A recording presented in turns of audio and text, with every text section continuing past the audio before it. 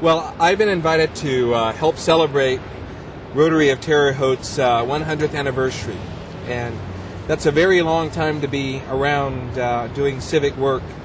And I want to share my story about how Rotary gave me this extraordinary opportunity to study abroad as a Rotary Ambassadorial Scholar, how the individual investments of club members locally all across the world manifest themselves by supporting scholarship and supporting young men like me from small towns being able to travel abroad and be exposed to other people of other worlds and other communities and with other callings. Now you've had quite the journey.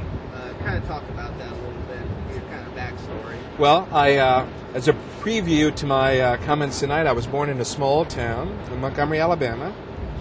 I got a scholarship to college, being the first in my family to go to college.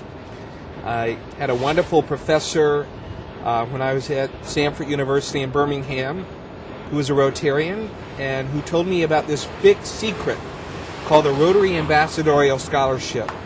And he nominated me to his local club in Vestavia Hills.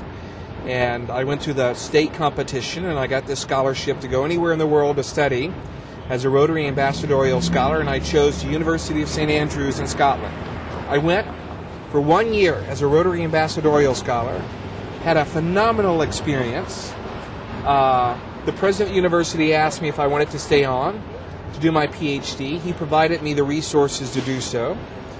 I stayed on in Scotland for another 3 years. I left Scotland, and then I was hired at the White House, and I eventually became a special assistant to President Bush.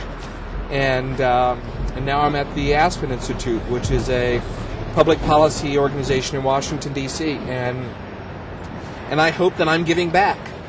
And Rotary's motto and commitment is service above self, and I hope that in some small way I'm giving back in a very important way in serving my community and my country. I've at least tried to. Did you ever think you would reach this point, working for the White House, becoming a kind of a Washington insider and all that? Well, I was always a big dreamer, so I always had a big imagination and great aspirations, in part because I grew up in a family that encouraged me to think big and to believe that the American dream was entitled to everyone.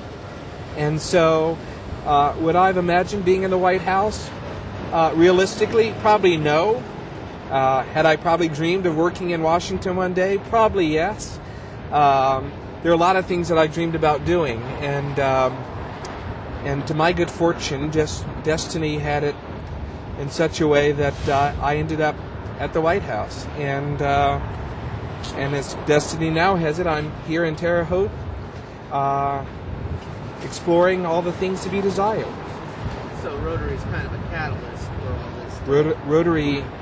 Rotary seeded much of my professional life in a very profound way, and much of my personal life in a very profound way.